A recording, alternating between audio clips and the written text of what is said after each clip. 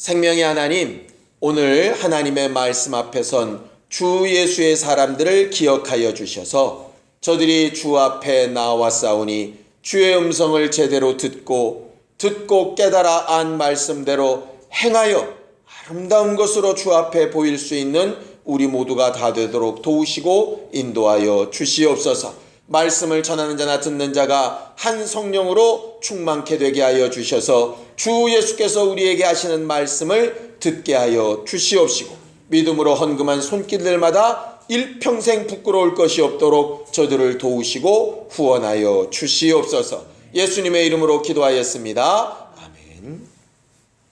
하나님의 말씀은 누가복음 6장 46절에서 49절까지 말씀을 함께 같이 합독하겠습니다. 누가복음 6장 46절에서 49절까지 말씀을 함께 같이 합독하겠습니다. 함께 읽습니다. 시작. 너희는 나를 불러 주여 주여 하면서도 어찌하여 나의 말하는 것을 행치 아니하느냐. 내게 나와 내 말을 듣고 행하는 자마다 누구와 같은 것을 너희에게 보이리라. 집을 짓되 깊이 파고 주초를 반석 위에 놓은 사람과 같으니 큰 물이 나서 탕류가 그 집에 부딪히되 잘 지은 연고로 능히 요동케 못하였거니와 듣고 행치 아니하는 자는 주초 없이 흙 위에 집 지은 사람과 같으니 탕류가 부딪힘에 집이 곧 무너져 파괴됨이 심하니라 하시니라. 아멘. 우리 하나님은 모든 것의 주인이 되시는 하나님이십니다. 성경은 하나님에 대하여 가르치는 책이 분명한데 하나님에 대하여 가르치는 최고의 지식이 뭐냐면 하나님이 주인이라는 겁니다. 많은 사람들은 이 세상에 주인이 있다고 잘 인정을 하지 않으려고 합니다. 우리가 흔히 쓰는 자연이라고 하는 말은 저절로 스스로 이렇게 생겨났기 때문에 어느 누구도 소유할 수 없는, 그냥 어느 누구가 주인 되어서 계획 가운데 만든 것이 아니라 절로 생긴 것이라 하는 말로 자연이란 말을 사용을 합니다. 그런데 믿는 자들은 사람들이 부르는 자연이라는 것을 피조물 이렇게 바꿔 부르지요. 다시 말해서 그 모든 것을 계획하고 만들고 주관하시는 주인이 있다 하는 것입니다. 간혹 하나님이 없다, 조물주가 없다 하는 사람들에게 질문하는 내용들이 간혹 있습니다. 당신들이 타고 가는 차가 수억 년이 지나갔다 그래서 저절로 갑자기 조립이 됐다고 당신 믿을 수 있겠는가? 그렇게 복잡한 자동차는 빼고 당신이 앉아있는 그 의자가 수만 년이 지나간다고 저절로 조립이 된다고 상상할 수 있겠는가? 그거 물어보면 어느 누구도 그렇다고 말할 사람 하나도 없습니다.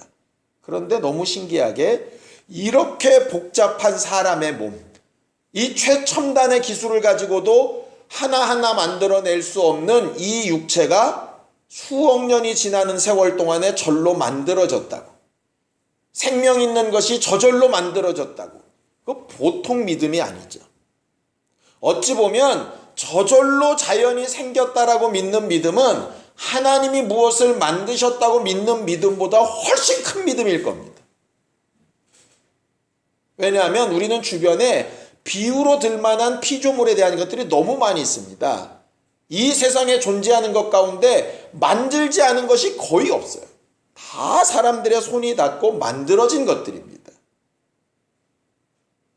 그것들이 그렇게 복잡하지도 않음에도 불구하고 고민하고 연구하고 요렇게 바꾸고 저렇게 바꾸고 우리들이 잘 쓰는 핸드폰만 봐도 넓어졌다 좁아졌다 길어졌다 작아졌다 접었다 폈다 별걸 다 하지 않습니까? 왜냐하면 그걸 어떻게든 좀 더 낫고 좀 더 편하게 만들어 보려고.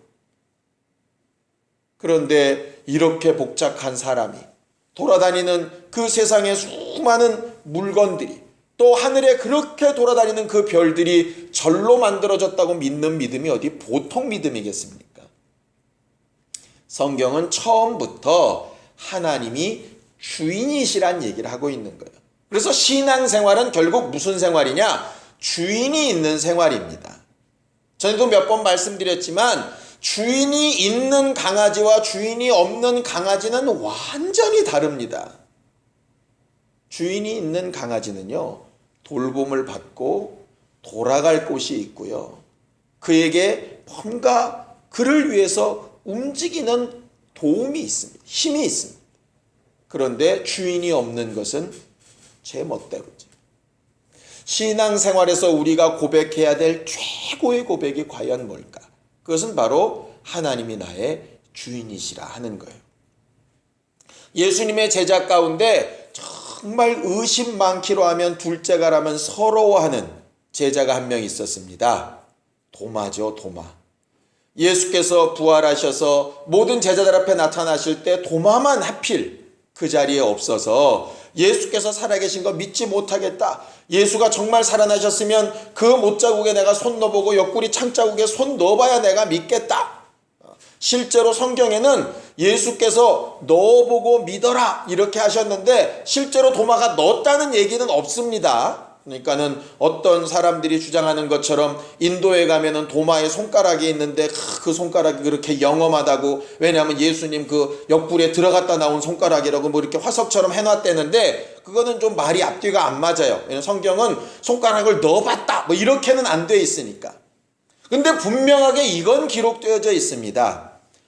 내가 정말 믿지 못하는 데가 되지 말고 어떻게 해서든지 나를 좀 믿는 자가 되라 했을 때 도마가 고백한 내용이 뭐냐면 나의 주, 나의 하나님이십니다. 이렇게 고백합니다. 도마가, 의심 많은 도마가 제일 먼저 고백했던 믿음의 고백이 뭐냐면 당신은 나의 주인이십니다 하는 것이었어요. 베드로가 예수님에게 정말 칭찬받았던 고백 잘 아시죠? 우리가 교회를 새로 시작하면서 다 외웠던 것 말입니다. 주는 그리스도시요 살아계신 하나님의 아들이십니다. 거기도 첫 고백이 뭐냐면 주인이시여 이런 말입니다. 믿는 사람의 최고의 고백은 하나님을 자기의 주인으로 삼는 겁니다. 그런데 오늘 예수께서 말씀하시는 거예요. 너희는 나를 불러서 주여 주여 주인이라고 말은 하는데 정말 나를 주인 대접하고 있니? 이렇게 물어보신다 이 말이죠. 여러분들 스스로에게 한번 질문해 봤으면 좋겠습니다. 여러분들은 정말 하나님을 여러분들 주인으로 대접하고 있나요? 주인으로 대접한다는 게 과연 뭡니까? 많은 사람들이 전세 살아도 자기가 사는 집 같고 돈을 주고 자기 집을 살아도 어차피 사는 건 비슷한 것 같습니다. 그런데 왜 전세 살던 사람이 월세 살던 사람이 꼭 집을 살려 그럴까요? 이유는 단 하나밖에 없습니다. 사는 건 똑같은 모양 같은데 언젠가 진짜 주인이 나가라 하면 전세 살 때는 나가야 되는 거예요. 내가 지금까지 2년을 살았습니다. 여기에 벽지도 새로 바르고 내가 인테리어도 잘했고 바닥도 어쨌고 무슨 가구도 얼마짜리고 다 필요 없습니다. 아무리 내가 공을 들이고 아무리 거기다 내가 뭘 했어도 주인이 나가라 하면 나가야 되는 거죠. 그건 어떻게 대항할 수가 없는 거예요. 결국 주인이란 얘기는 뭐냐 하면은요, 대항할 수 없는 권리를 가진 분이란 뜻이에요. 대항할 수 없는 권리를 가진 분. 예수께서 오늘 말씀이 그겁니다. 너희들이 나를 주여 주여 하는데 나를 정말 주인을 삼는다면 나에게 뭐 해야 되지 않는다는 거예요. 대항하지 말아야 된다. 내 말에 소위 토달면 안 된다 이 말이에요. 내가 하라 하면 해야 되고 말라 하면 말아야 되는 거예요. 그게 주인이에요. 기분 나빠도 어쩔 수 없어요. 주인이라면 말이죠. 기분 나빠서 안 들을 수 있는 방법 하나 있습니다. 주인으로 인정 안 하면 돼요. 주인으로 인정 안 하면 된다. 예를 들어 사장으로 인정 안 하고 직장을 나가버리든가 아니면 집이라고 인정 안 하고 다른 집을 고르든가 해버리면 됩니다. 아무 문제 없습니다. 그런데 주인이라면 당연히 주인의 대우를 해야 한다. 신앙생활은 뭘 배우는 거냐면요, 주인을 주인 대우하는 걸 배우는 겁니다. 주인 대우하는 거. 우리가 흔히 아이들을 이렇게 키우면서 버릇을 들인다 이런 말을 씁니다. 버릇을 들인다. 처음에는 육체의 버릇을 들이기도 하지만 점점 가면 갈수록 마음의 버릇을 들이죠. 그래서 어른들을 공경하게 하고 특별히 부모를 공경하게 하고 윗사람들을 공경하게 하고 하는 일들을 정말 이렇게 버릇을 들입니다. 더 나아가서는 그런 윗사람보다 더 위에 있다고 생각되는 법. 예를 들어 부모가 잘못을 얘기해도 법이 그렇게 하지 않는다 그러면 안 해야 되는 거니까. 아무리 높은 사람이 불법을 지시해도 법이 그렇다면 안 해야 되는 거니까. 그 법에 이렇게 잘 순종하는 그런 것들을 배우는 것이 이제 버릇을 들이고 교육을 시킨다 하는 거 아니겠어요? 신앙생활은 결국 어떤 버릇을 들이는 것이냐면 하나님을 주인 삼고 하나님을 주인으로 섬기는 것을 버릇 들이는 게 바로 신앙생활입니다. 그런데 신기한 것은 신앙생활을 한다고 하면서도 주인의 생각, 주인의 마음, 주인의 뜻과는 아무 상관없이 자기가 원하고 자기가 생각하고 자기가 판단한 대로 하면서 입으로는 주여 주여 한다 이 말이죠. 예수께서 그 부분을 가장 미워하시고 그 부분에 대해서 가르치시려고 하는 겁니다. 너희들은 나를 주여 주여라고 하면서 어찌하여 나의 말하는 것을 행하지 아니하느냐 이 말이에요. 예수가 하시는 말씀은 이겁니다. 주인으로 안다면 말하는 대로 해야 맞다 이 말이죠.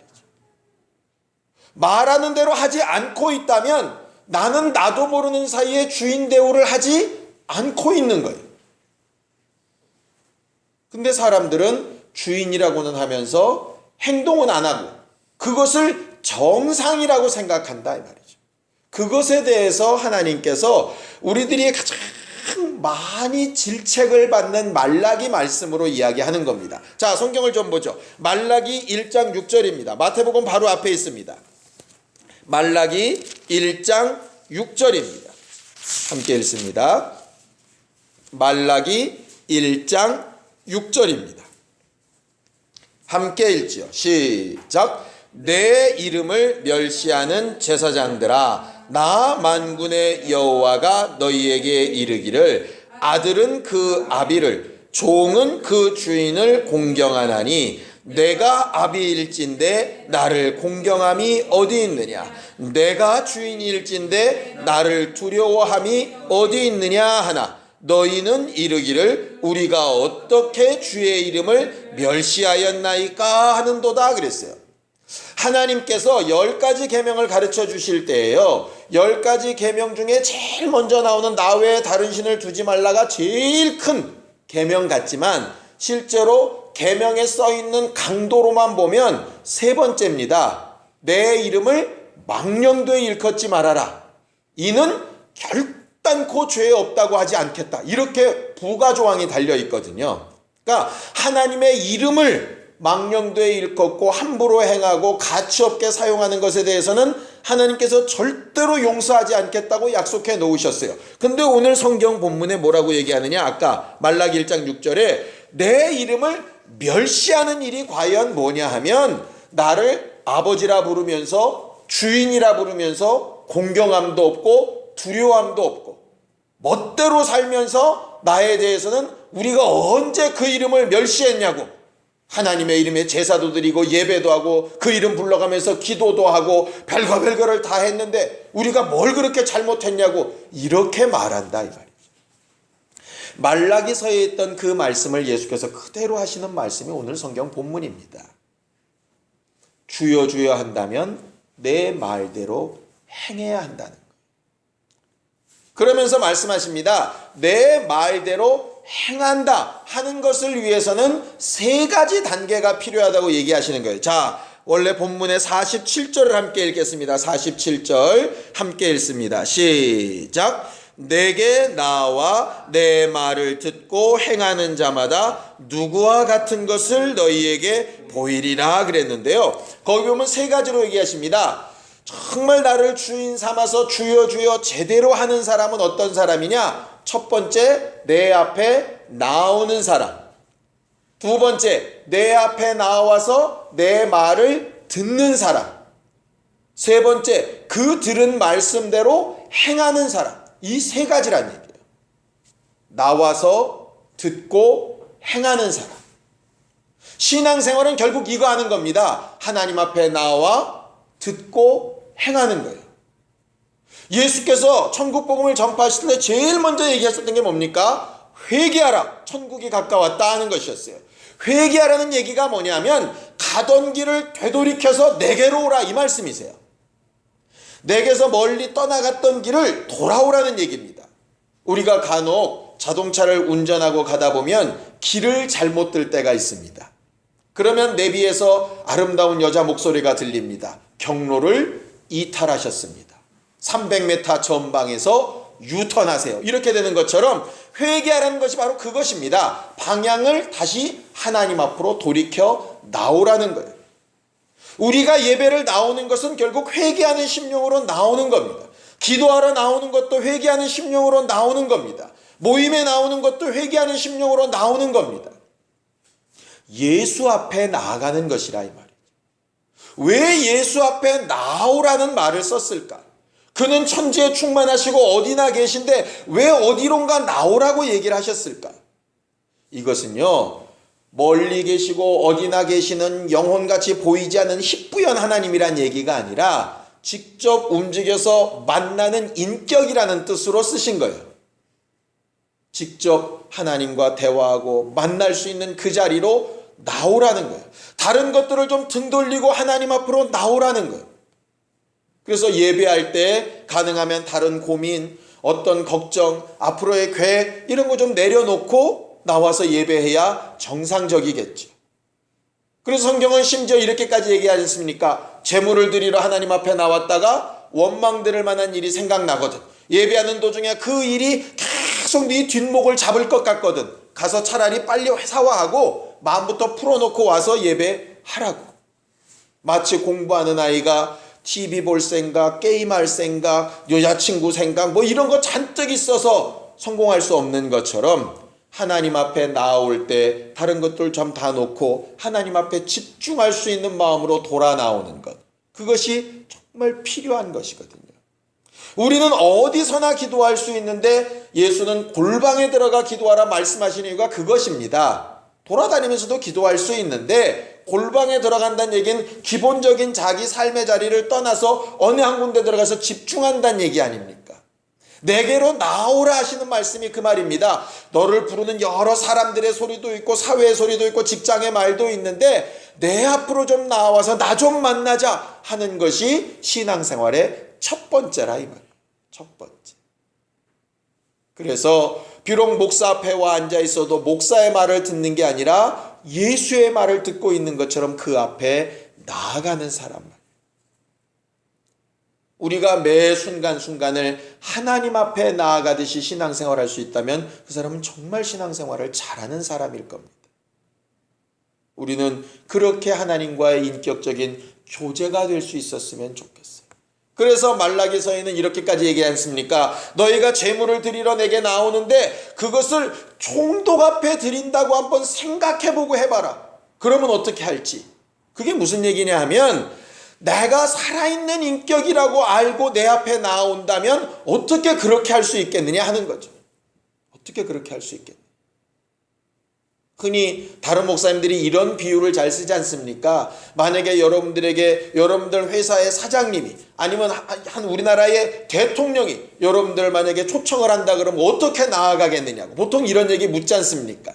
그것처럼 하나님 앞에 나오는 것이 그렇게 실질적인 것이 되어야 하는데 그렇지 않다 보니까 어쩔 때는 습관으로 어쩔 때는 마음은 와 있지 않고 몸만 와 있는 것으로 하는 것이죠. 예수께서 오늘 징계하시려는 부분이 그런 부분입니다. 주여 주여 하는 습관은 되어져 있는데 실제로 하나님 앞에 와 있지 않다는 거예요. 행동만을 얘기하는 게 아니라 마음 자체가 와 있지 않다는 겁니다. 마음이 와 있다면 두 번째는 뭐 해야 되느냐? 그의 말씀을 자세히 들으려고 해야 되는 거예요. 음성을 들으려고 해야 됩니다. 목사의 설교 가운데서도 하나님의 말씀은 일부입니다. 물론 전체를 다 비유로 뭉뚱그려서 하나님의 말씀이라고 할 수도 있겠지만 실제로 여기서 들려지는 설교 중에 일부가 진짜 하나님 말씀입니다. 그런데 정작 들려져야 될 주의 음성이 안 들리고 목사가 하는 비유, 목사가 하는 농담, 재밌는 소리 이런 것들이 들려지고 한바탕 깔깔대고 웃고 은혜 받았다고 간다면 그건 주의 음성을 듣고 가는 사람은 아니죠. 내가 정말 듣고 싶은 위로를 받았다고 그래서 주의 음성을 들은 것은 아닙니다. 왜냐? 내가 주인이라면 내게 맞는 음성을 들려줘야 옳겠지만 그분이 주인이시라면 주인이 뭐라고 하는지를 제대로 들어야 되겠죠. 예를 들어서 내가 고용하고 있는 사람한테 일을 지시합니다. 첫 번째 여기 갔다가 몇 시까지는 어디로 가야 되고 그 다음 여기 가는데 거기 가선 이렇게 일하고 자세히 지시를 했는데도 불구하고 습관적으로 귓등으로 듣고 가서 대충 돌고 오면 분명히 사장에게 야단 맞아야 마땅하지 않겠어요. 그것과 똑같이 주의 음성을 자세히 오늘 도대체 뭘 어떻게 하라는 말인지 그걸 들어야 한다 이 말이죠. 왜냐? 그 다음에 하신 말씀이 나와 듣고 행하는 것이에요. 그러니 우리가 들어야 될 말이 어떤 말입니까? 행해야 될 말을 들어야죠. 행해야 될 말. 하나님의 말씀 가운데 내가 너를 사랑한다. 이런 말씀이 있습니다. 좋습니다. 아멘하고 은혜 받았습니다. 근데 나를 사랑한다만 듣고 가면 뭐 할 건데요? 어떻게 행동할 건데요? 분명히 성경은 내가 너희를 사랑한 것처럼 너희도 너로 사랑하라. 그러면 뭐가 들려야 되냐면 하나님이 나를 사랑하셨구나 더하기 그러니 나보고 사랑하라고 하셨구나가 들려야 행할 게 나타나는데 많은 그리스도인들이 어디까지만 듣느냐 하면 내게 해주신 말씀까지 듣고 은혜를 받았다고 착각을 하더라고. 그래서 저는 가능하면 설교 제목을 이렇게 잡을 때 하자, 알자 이렇게 가능하면 지으려고 합니다. 왜냐하면 저도 그렇게 듣기 위해서요. 그래서 오늘 설교 제목도 그겁니다. 나와 듣고 행하자요. 나와 듣고 행하자. 우리는요 하나님 앞에 말씀을 듣는데 어떤 사람이 하나님의 말씀을 가장 잘 들은 사람이냐면 어떻게 행할 것을 듣는 사람이 가장 말씀을 잘 듣는 사람입니다. 누가 예배에 성공한 사람이냐? 어떻게 살아야 될까를 깨달은 사람이 제일 예배를 잘 드린 사람입니다.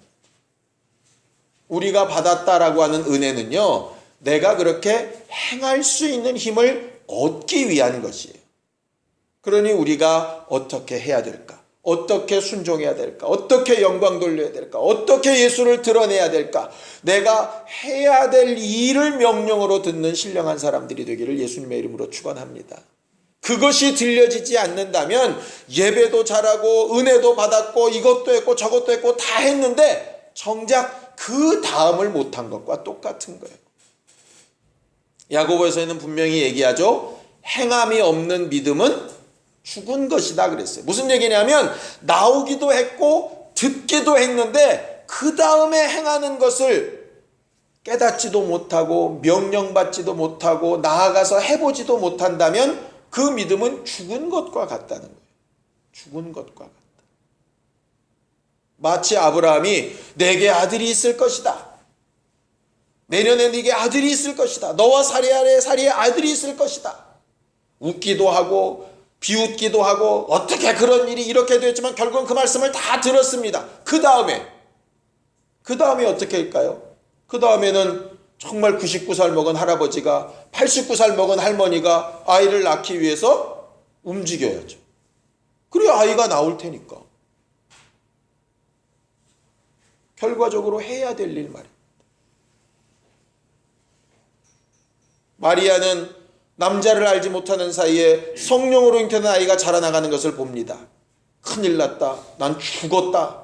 어떻게 이런 일이, 수없이 많은 생각을 하겠지만 그가 그 다음에 결국 결론 내린 게 뭐냐 하면 하라 하신 대로 아이가 나오니 예수라 이름 짓고, 그를 나사렛 지방에 사시면서도 그가 하나님의 아들이라는 것을 염두에 둬서 예루살렘 성전에 갔다가 내가 내 아버지 집에 있어야 될 것을 어찌 모르셨냐고 할 때 그 어머니는 그걸 마음에 꾹 두고 그렇다라는 것을 정한 이후에 결국은 예수께서 십자가에 달려 돌아가실 때에도 눈 하나 깜짝 안 하고 그 밑에 있고, 그가 부활하셨을 때도 가장 먼저 자리에, 그가 승천하시는 그곳에도 가장 먼저 그 자리에, 성령이 임하실 때도 그 자리에 함께 있어서 자기의 행할 바를 삶으로, 자기가 육체의 예수의 어머니가 아니라 정말 예수가 자기의 구주인 것을 행동으로 계속 보였던 것이 마리아거든요. 결국 그 믿음이 우리에게 있어야 한다 이 말이죠. 모세가 광야 생활 동안에 사람들을 계속 끌고 나가면서 얼마나 힘든 일도 많고 아픈 일도 많고 괴롭고 포기하고 싶은 마음들이 얼마나 많았겠습니까? 그런데도 불구하고 자기를 보내어 그 백성을 가나안 땅으로 이끌어내라 하신 하나님의 그 말씀, 그거 하나를 지키기 위해서 결국 자기는 못 들어가지만 그 백성들이 들어가야 될 일을 느보산 위에서 다 가르쳐 이야기하고 자기는 떠나가지만 그 일이 이루어지는 것을 보기 위해서 마지막 순간까지 행하듯이 말이에요. 우리들의 신앙생활이 마치 그렇게 되어야 한다.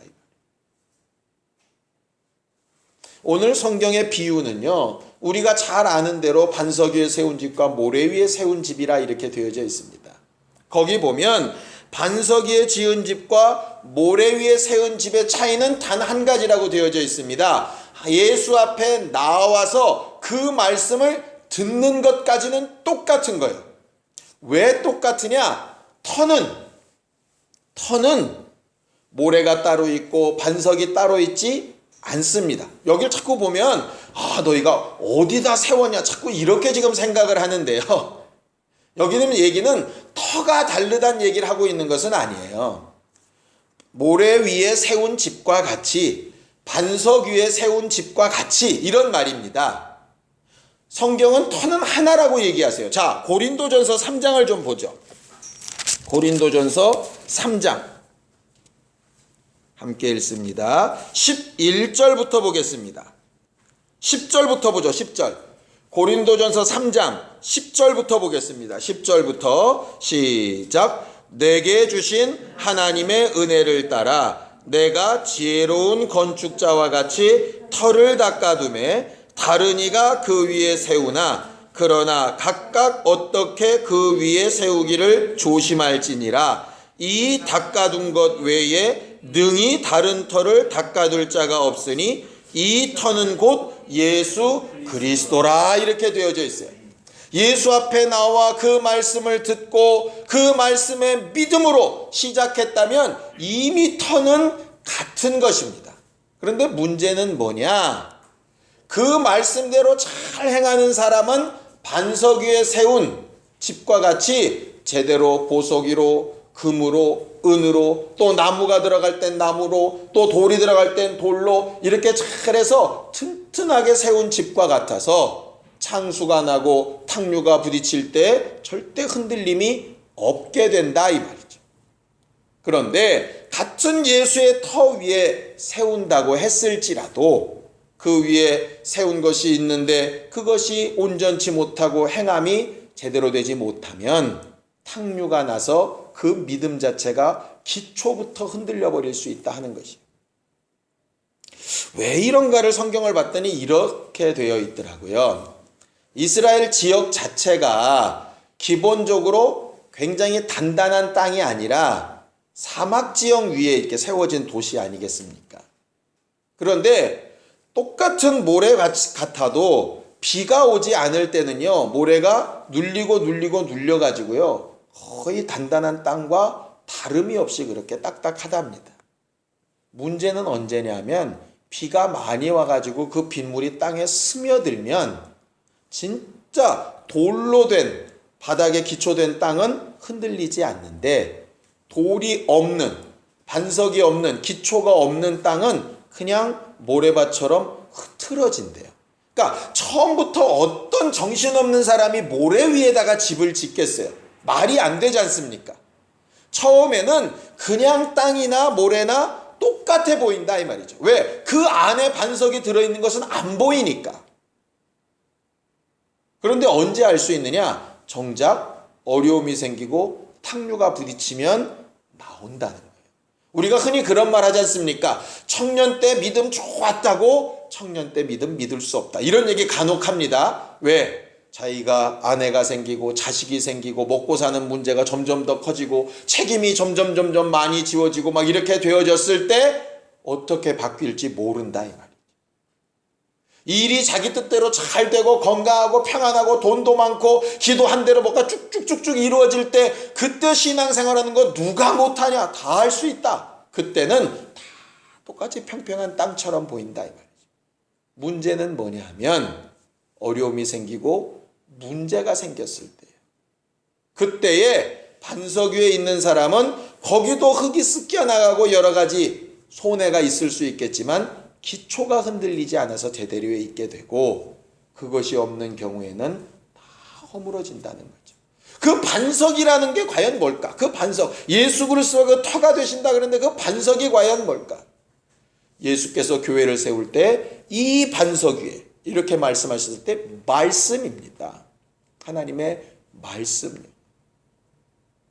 하나님의 말씀으로 출발한 사람은요, 상황이 바뀌어도 말씀은 그대로이기 때문에 힘들지 않습니다. 예를 들어서 하나님께서 애굽을 탈출하여서 가나안 땅으로 인도하신다 하는 그 말씀에 제대로 뿌리 내린 여호수아와 갈렙은요, 40년이 되든 전쟁의 눈앞에 지금 지고 있든 아니면 여리고성에서는 이겼는데 아이성에서는 졌든 그런 상황과 전혀 상관없이 계속 그 말씀대로 갑니다. 그런데 말씀이 기초가 아니라 나오기는 같이 나왔는데 상황 보고 형편 보고 이게 훨씬 더 좋겠다 이렇게 따라온 사람은 언젠가는 항상 문제가 생긴다 이 말입니다. 제가 교회를 개척하면서 여러분들이 이 말씀도 하고 저 말씀도 할 때 제가 공통적으로 드렸던 말씀이 있었습니다. 그게 뭐냐면 어쨌든 기도하시고 응답 받고 오세요. 울컥하는 기분에 오지 말고 이게 좋겠다 싶어서도 오지 말고 이게 그래서 너무 짜증나 그러고 옮기지도 말고 말씀 받고 옮기세요. 왜냐하면 여기서 짜증으로 옮기면요, 여기라고 짜증이 없을까요? 거기서 사람과의 어려움 때문에 옮기면 여기는 사람과의 어려움이 없을까요? 그것은요, 마치 모래 위에 지은 것 같아서 다 허물어집니다. 근데 기초가 말씀이면 말씀이 변하지 않는 이상 그대로 있다. 욥의 고백에 이런 고백이 있습니다. 그가 모든 것을 다 잃어버리고 사람들이 잘못됐다고 얘기할 때 단 한 가지를 고백합니다. 그게 아마 어쩌면 욥의 최고의 믿음의 고백이었던 것 같아요. 주신 이가 하나님이시니까 거둬가시는 이도 하나님이시다. 그게 진짜 주인을 향한 제대로 된 고백이거든요. 예수가 듣고 싶으신 것이 그것입니다. 좋은 반석에 세우면 탁류가 없고 창수가 없냐? 있습니다. 꼭 모래밭에만 탁류가 있고 창수가 있냐? 아닙니다. 반석에 세워도 탁류가 있고 모래밭에 세워도 탁류가 있습니다. 그런데 문제는 어디에 기초하냐의 문제예요. 말씀에 기초한 사람은 상황이 어려워도 그것 때문에 쓰러지지 않습니다. 왜? 자기가 주인이 아니고 그 환경이 주인이 아니고 내가 바라는 것이 주인이 아니고 그 말씀이 주인이니까요. 예수가 말하고 싶은 건 그겁니다. 주여 주여 한다면 제발 기초를 좀 거기다 놨으면 좋겠다. 그래서 너희 마음대로 안 될지라도 또 어쩔 땐 너희 생각보다 훨씬 더 잘 됐을지라도 그 상황에 흥분할 것도 아니고 안 된 것에 낙심할 것도 아니고 말씀이 주인인 내가 뭐라고 하고 있는지 그게 좋아야 될 거 아니냐 이 말이죠. 그게 좋아야 될 거 아니냐. 맞는 비유인지는 모르겠는데요.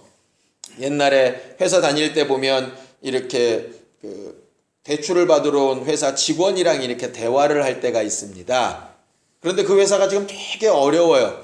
되게 어려운데 이 직원한테 얼마나 어려우세요? 그러면은 그냥 주인된 의식으로 따지면, 주인된 의식으로 따지면 큰일 나서 이래야 될 텐데, 우리는 뭐 월급만 꼬박꼬박 제대로 잘 나오면 돼요. 뭐 이런 사람이 있더라고. 반대로 회사가 되게 잘 됐어요. 회사 잘 되시니까 좋으시죠? 좋기는요. 뭐 사장이나 좋지 뭐 내가. 설교 준비하는데 그 생각이 딱 떠올랐었는데요. 좋다는 얘기는 아닙니다. 근데 우리가 정말 좋은 일이 생겨서 내가 막 이렇게 올라가려고 할 때 제대로라면 내가 올라가는 게 아니라 그건 주인이 올라가셔야 될 문제고 내가 잘날 건 아닌 거예요, 실제로. 반대도 마찬가지죠. 내가 막 뭉그러지고 힘들어질 때 실상은 내 문제라기보다는 주인의 문제로 생각하면 훨씬 더 쉽게 갈 수 있을 것 같다. 하나님은 우리가 하나님을 제대로 주인 삼아 주기를 원하시는 분이세요. 그게 너무너무 당연한데도 그 당연한 일을 하는 자들에게 보상하시겠다고, 그 공로를 칭찬하시겠다고 하는 분이 바로 하나님이십니다. 우리의 신앙생활이 정말 제대로 주인을 주인 삼고 나와 듣고 행하는 사람들이 될 수 있었으면 좋겠습니다. 오늘 말씀을 듣는 가운데 나는 지금 방향을 제대로 하나님 앞으로 하고 있나? 제대로 인격적인 하나님 앞에 나아가서 실존처럼 내가 그렇게 대하고 있나? 내가 그 말을 좀 제대로 주의해서 뭘 하라는 말인지 좀 내가 제대로 듣고 있나? 그럼 내가 오늘 들은 말대로 나를 뭐 어떻게 해야 되겠다고 내가 지금 결심하고 있나? 이런 것들을 잘 주의해 볼 수 있는 우리 모두가 되었으면 좋겠습니다. 그래서 언젠가 주님 우리를 부르시는 그날에 우리의 모든 공력을 심판하실 그때 후회함이 없이 하나님 앞에 칭찬받는 우리 모두가 다 되기를 예수님의 이름으로 축원합니다. 우리가 주인이 아니니 주인이신 그분에게 요청하여서 새 것과 옛 것으로 더 담대하고 더 튼튼하고 더 분명한 것들로 우리의 삶을 인도해 주실 수 있도록 예수의 한번 부르고 간절히 같이 기도하겠습니다. 하나님 아버지, 우리는 일평생 주여 주여 하는 말에 부끄럽지 않도록 주 앞에 나와 그 말씀을 제대로 잘 듣고 하라 하시는 말씀대로 손발과 마음과 생각을 움직여 일하는 교회가 되게 도와주시옵소서. 미흡하고 미약하고 부족하고 실수도 많겠지만 나와 듣고 행하는 일을 일평생 반복하고 또 반복할 때 주님의 나라 들어가기까지 부끄러울 것이 없는 신앙생활하는 신령한 사람들이 되게 도와주시옵시고 마지막 순간에 나의 주 나의 하나님이시여 라고 고백하며 면류관을 드리고 주께서 우리에게 갚으실 것이 있도록 행하는 신령한 교회들이 다 되게 도와주시옵소서.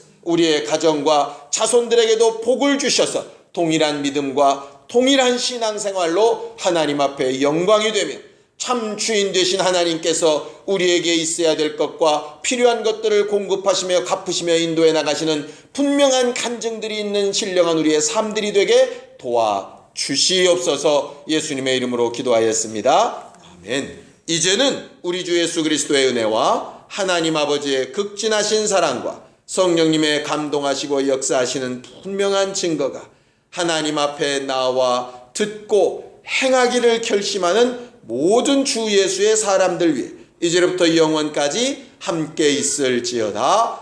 아멘.